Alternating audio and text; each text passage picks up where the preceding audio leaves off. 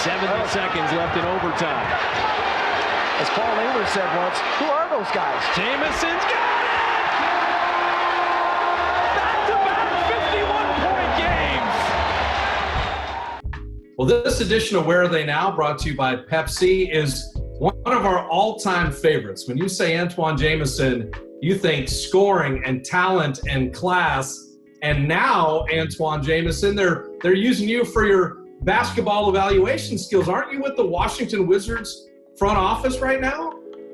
Yeah, Fitz, this is the first year I took the position, director of pro personnel. Before that, I was doing the scouting for the Lakers, and I played with the Wizards for a couple of seasons. And Tommy Shepard reached out to me and thought it'd be a great idea to have, what I bring to the table as far as playing the game and all the things that I've seen. And it's been a very smooth transition for myself. I still get the opportunity to be home and still do the daddy daycare thing and take the kids to school and so forth. But I do have my times when I'm just constantly on the move and busy. But like I told people, man, I never worked a day in my life when I played, and now they're paying me to watch basketball, so I'm definitely not working now. So I'm enjoying myself. Well, and when you were with the Lakers, you were doing some broadcasting too. So the broadcasters are always the smart ones. They had to grab you for the pro personnel stuff now. Yes, that's how it's going. So definitely glad I got the opportunity to experience that, and being there with Geeter and James Worthy was a blast. And I learned so much about the broadcasting side and a different aspect of it, but definitely something that really boosts me to where I'm at now, as far as getting the opportunity to do that and talk about the game as well. Well, to me, you had such an amazing career. When you think of coming in as a Wooden Award winner, a Naismith Award winner, over 20,000 points in your career, 16 years, over 1,000 games played. You're one of those guys that could score like breathing. But let's start with the Warriors a little bit. You're a lottery pick. The team is scuffling. You come in, and I was always impressed with professionalism, honesty, work ethic. And when a team's not having the wins and losses people would like, I don't think fans realize how tough it is for the stars of those teams. Where'd you find that kind of mental fortitude to hang in there and play your best, even though the one-loss record might not have been what the Warriors wanted? Yeah, I was definitely fortunate. Being at the University of North Carolina, Dean Smith, Coach Guthridge, they did an unbelievable job preparing you, especially if you had the opportunity to play in the NBA. The way we did practices, the way we ran our meetings, I was already doing that for 3 years at the University of North Carolina. So that really prepared me to be disciplined. No matter how things are going well, if I'm not playing, I still come in and disciplined enough to still work on my craft, still work on the things that I need to improve on. It was an adjustment. It was the first time I went to Carolina. That's 2 hours for my parents, and all of a sudden I'm on the other side of the coast. But that was probably the biggest adjustment, being away from family. But the basketball aspect was the one safe haven. No matter what, no matter how bad things got, I always felt comfortable. And I can recall it was times where I would call Coach Smith just to pick his brain, and he's always positive and just telling me to keep doing the things that got me to this point. I had guys like Gary St. Jean, who at the time was the GM. He was always a positive role model for myself. Raymond Ritter, guy in the media who always had my back. So I always had the right supporting cast. It was just a matter of time as far as me, which for me was the biggest adjustment, was the mental aspect of it. There was a guy named Vince Carter who I got traded for on draft day. And that particular year, he's doing Gatorade commercials. He's on ESPN every night. And he was another guy that always reached out. Between seeing him doing the things that he did and not particularly playing that year, and it was a lockout year, not having training camp and so forth, I just remember that following year, maybe going home for a week and just coming back and just working on everything possible. Just knowing that I did not want to have that feeling again, to be disappointed that the coaching staff probably didn't trust me, even though I was a rookie. And I wanted to make sure whenever I was out on the court that they can trust me, whether it was defensively, offensively. And the most important thing for me was the fans. You know, I'm so grateful that the fans are getting the opportunity to experience what a championship caliber franchise is all about, because Fitz, I mean, we was winning 20, 25 games, and they always came out. If you played hard, they would still support you no matter what. So knowing that I had the fans always there supporting me no matter where I went out in the city, they was always positive and saying, we got your back, continue to do the things that you're doing. And also just the way I was raised. You know, mom and dad always, instill that work ethic. No matter how low things are going, we always stay even keeled. Even when things are going great, we always remain humble. So I just had, from the parents, from Coach Smith, and then the supporting cast with the Warriors organization, always had great people to always be there for me. You know, Travis Stanley was another guy who always was there for me and so forth. So just blessed to have people who really cared about me and really cared about my success going forward. And you're one of the top 40 scorers in the history of the NBA. Only 39 guys have ever had 20,000 points. You know, to me, you're a great example of, we have so many snap judgments now in sports. You know, guy has one good game and they want to make him the next somebody or other. But you were relentless all those 82 game seasons, all that scoring. And I don't know if it was your body type or whatever, you never seemed to wear down. I mean, how did you keep yourself in that condition to play all those minutes, score all those points, and be so consistent for so many years? Well, the one thing that I always instilled in my mind, didn't know how many years I was going to play, so it's 16 years. So people come up to me all the time, you know, do you miss playing? You know, Vince Carter's playing 20-some years, you know, do you think you can still do it? And the one thing I hang my hat on, every time it was practice, it was times you didn't feel like playing, but no matter what, I played the game. I went out there and gave 110%. I left everything out there on the basketball court. So I have no regrets about, you know, the game or whatever. But, you know, my mom and dad worked two jobs, sometimes 3 jobs when I was young. And I never heard them complain once in my life. And when I got the opportunity, I remember my sophomore year, and I was dangling, should I leave or should I go? And coach was like, you know, right now you're projected somewhere out the lottery, maybe in the lottery. If you stay another year, you know, I could definitely see your stock rising. And just knowing that they never complained and they actually worked. And for me, this was something that I love to do.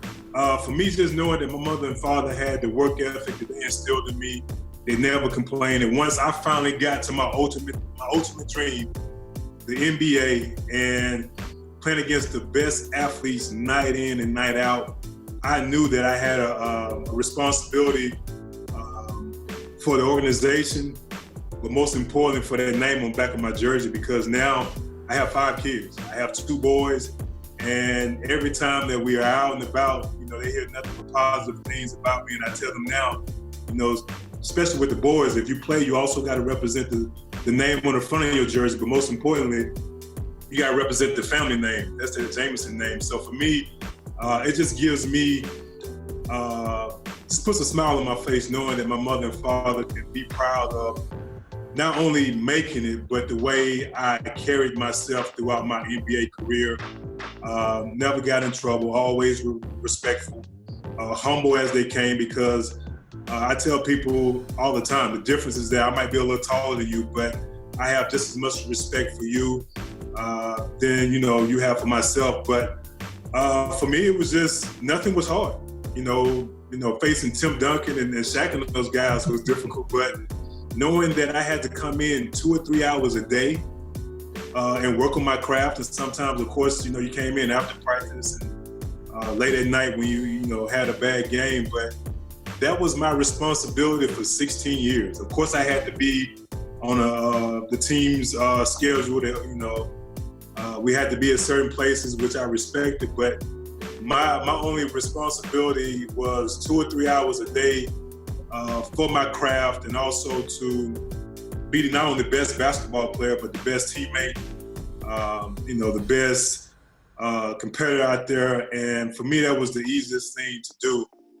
As you know, if you got kids, man, it's other things that you worry about, but I enjoyed it. And it was not hard. Of course, you had injuries and the mental aspect of not making it to the playoffs, and then when you had a team that had the opportunity to make it to the playoffs and not accomplishing the ultimate goal, which was to win a ring, you get difficult and frustrated during those times. But I just remember, man, being in Golden State as this kid, not knowing what the world had to offer, not knowing anything about the Bay Area, and the way they welcomed me with open arms and the friendships and the people that I met there, and the way they catapulted me until, playing 16 years and so forth, and all the information, just, not knowing, and to see what I've accomplished, and to know that no matter what, Golden State will always have a special part in my heart, because they took this young kid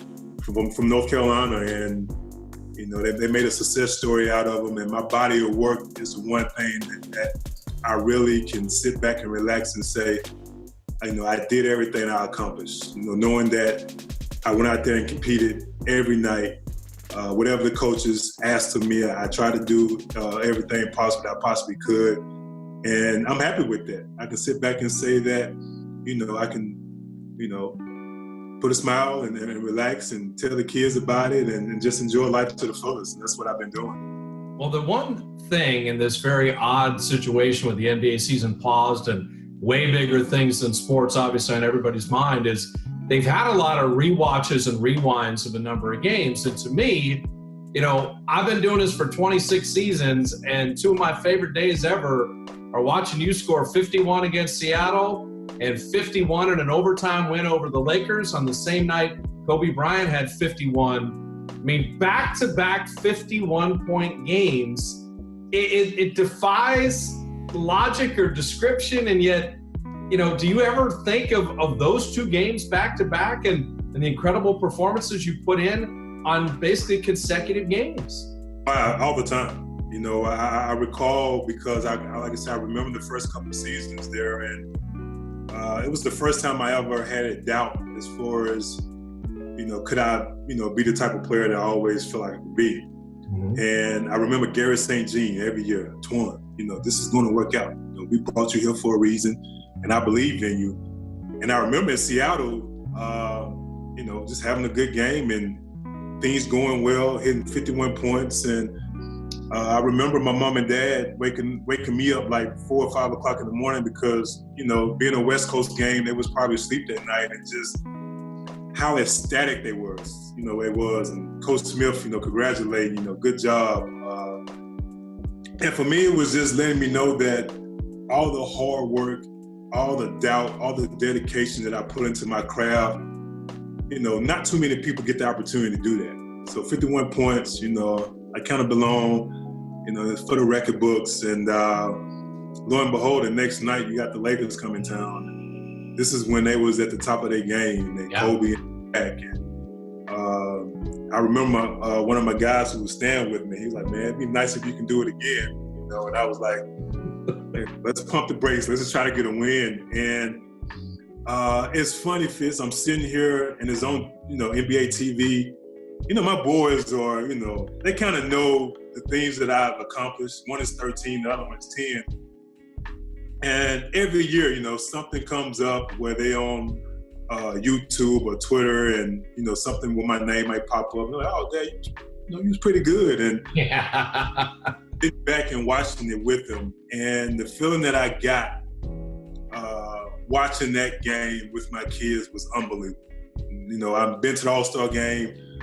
I had some great moments, but to sit there and watch that special moment with your two boys who are gravitating to the game just like you are and like I did, and to see how proud they were.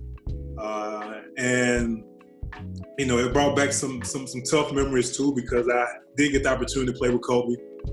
And I remember when I was with the Lakers, our lockers were right next to each other, and we talked about that game at one particular time during that season, and I think it might have been his first 50-point game. And to see what I accomplished, to spend it and share it with my kids, but to also relive the relationship that I had with him and to compete with him, it was just great memories. And that's what this stage of my life is all about.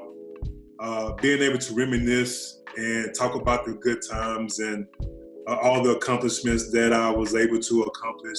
And the Warriors organization is a part of that. And that's why it was the first organization I've been to and I learned so much from. And no matter what, it's always special moments, special memories. Even though we didn't win the way I would love to have won. But for myself, the things that I accomplished and the things that I was able to experience in the Bay Area and to have that 51-point back-to-back games was definitely the highlight of my career. Well, to me, the way you've conducted yourself and the way you credit your parents, but I'm going to credit you just in your own work ethic. You were the type of player that normally when a player leaves a team, the fans and the people around and say, he's not on the team and see what happens to him. I was so proud when you got 6th Man of the Year in Dallas and then All-Star in Washington.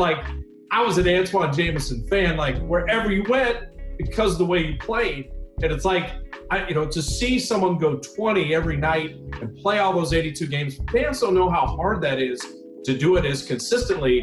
And no matter where you went, it was the same Antawn Jamison. And you had a lot of people pulling for you because of the way you handled stuff when you were with the Warriors.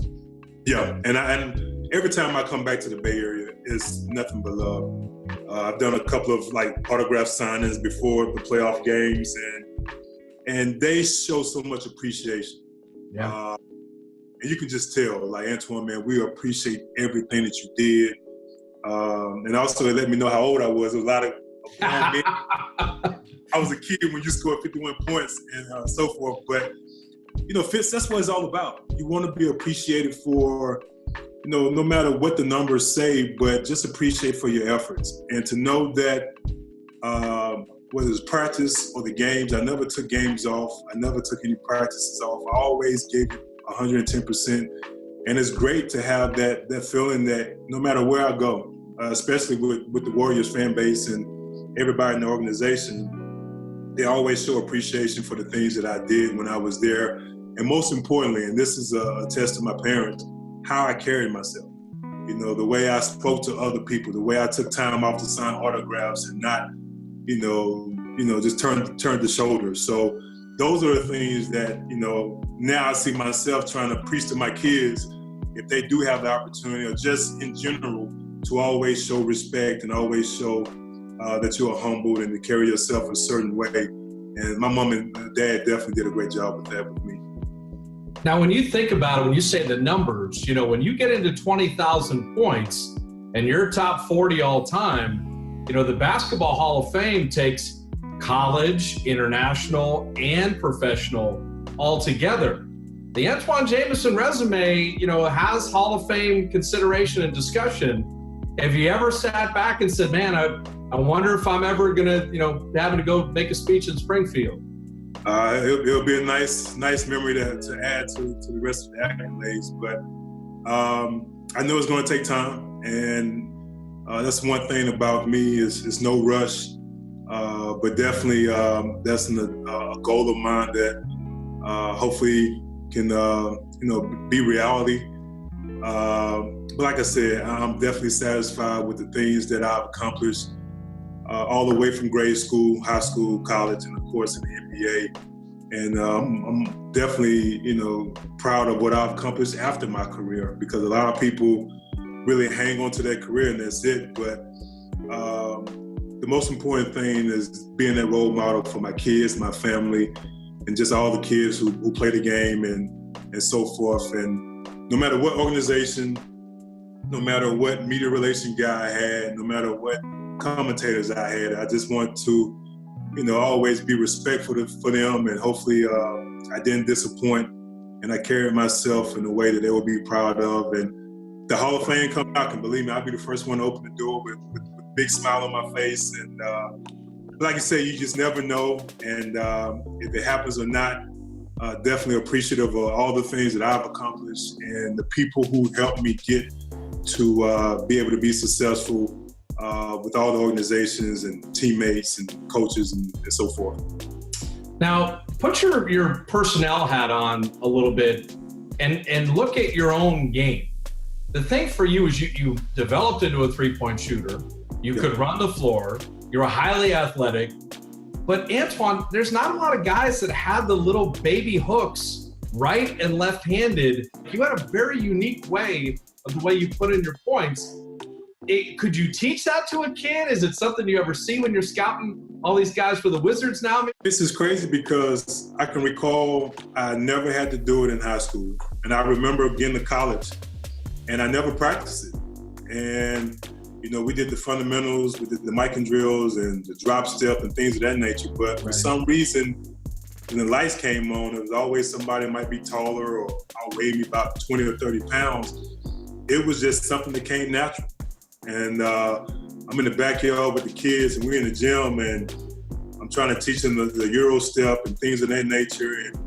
And then I'm sitting there like, we're playing one-on-one. I'm teaching them how to post up or, how to do the quick floater. And they look at me, I can't do that. So it's something I never really practiced on. As I got older and as the years went by, I definitely perfected it. But I knew how to set up for certain moves, and I knew how to use that quick floater. But it was just something that came natural to me. It was not something that I practiced on in the gym. I remember towards the end of my career with Doc Rivers, and he was like, "Man, you had to practice that because you don't see that." And I'm like, "Doc, I never practiced it at all. It's just something that comes natural." And if I see a guy like DeAndre Jordan coming, or JaVale McGee, and I'm just like, "Look, I gotta find a way to get it over you." And it used to always frustrate the centers because they always saw me coming and they tried to time it. I'm just like, if I see you coming, there's no way you're gonna get it. And they used to always like, "Oh man, I almost got that." I'm like, "No, buddy, you're not even close." So you definitely don't see it, too often in today's game, but it's something that's very unique. People always ask me, describe your game and, how would it relate into the game today. And, I was joking with my mom and dad the other day. I said, maybe I was born 8 or 9 years too soon because I don't in today's game how wide open it is and so forth. But just definitely a unique style of basketball. Nothing one-dimensional. The one thing that really helped me out was my first 2 or 3 years there with Golden State. I remember PJ saw me as one player, Brian Winter saw me as another player, Dave Cowan, and all those coaches really after my second or third year, man, I was all over the place. But as I got to year 9, year 10, year 11, having those coaches see me as a different player and working on the certain things I need to work on in order to be those type of players kind of really involved me to be that type of player towards the middle and end of my career, being able to shoot the ball, put it on the floor quickly for a couple of dribbles and getting the ball into the basket. Also being able to post up and things of that nature. So it was kind of difficult going in the first couple of seasons, but as I kind of got through that rough patch, it definitely evolved my game and helped me out towards the rest of my career. So with your personnel hat on, I remember Jim Barnett very early in your career, he said, Antawn Jamison's going to be an amazing player because he has quickness. He has good hands and he has quickness. And those were traits that Jim really valued. When we talked about players, we'd sat together on TV for 22 years. And, I always never forgot that about you. It was quickness and good hands. When you're looking at players now for the Wizards, is there one trait or skill or something that you value? And maybe it is size or speed or distance shooting ability or ball handling. But what's the one thing you say, you know what, this guy has this skill and I think that's valuable in today's game? Yeah, in today's game, you definitely have to have quickness. Okay. I don't see too many guys that can barely get by their man are going to be successful in today's game. So elite quickness, whether you're a point guard or a guy that's going to play on the perimeter, is the most important thing first and foremost.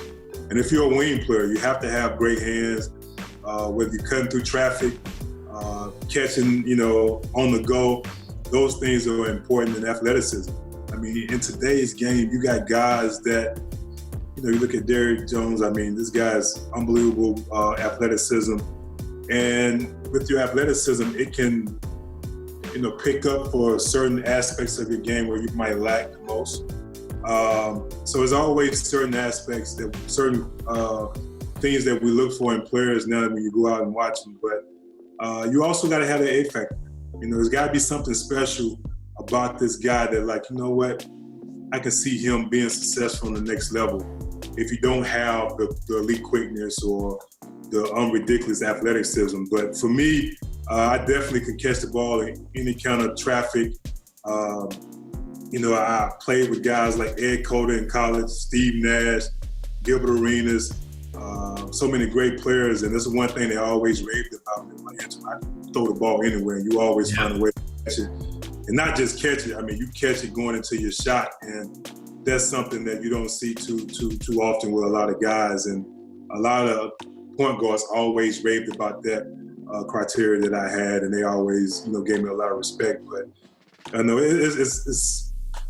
it's funny now when I go and watch these prospects and these guys, and I'm talking to the Wizards about, what makes them special. And there's certain things that, really stands out. And, Tommy Shepard always say, like, man, look, he doesn't have the type of quickness that you had. He definitely don't have the hands. And he's always comparing a lot of guys that we're looking at with some of the criteria that I had playing. And, as a player, you just like, I didn't think my quickness was that elite or I had that great of hands. But as I go back and watch film, you definitely see, okay, I kind of knew what I was doing a little bit, and I see what and lasted 16 years and so forth. Well, first of all, Antawn, if there's a Hall of Fame for people, you're already in that Hall of Fame. We'll add the Basketball Hall of Fame down the road. Finish off with just a thought to Warrior fans as we finish up Where Are They Now, brought to you by Pepsi with one of our favorites in Antawn Jamison. If you got a little something to say to Dub Nation, the floor is yours to finish it off. I appreciate all the fans, the Golden State Warrior fans, because if it wasn't for you, I don't know where I would have ended up in my career. You got this kid that had a lot of high expectations. Sometimes he didn't meet those expectations, but he always gave it his all. And that's the one thing I respect about the fans. They always respected effort, and they always gave me praise. So hats off to you. I'm definitely humbled for all the support that you've given me throughout my career and still to this day.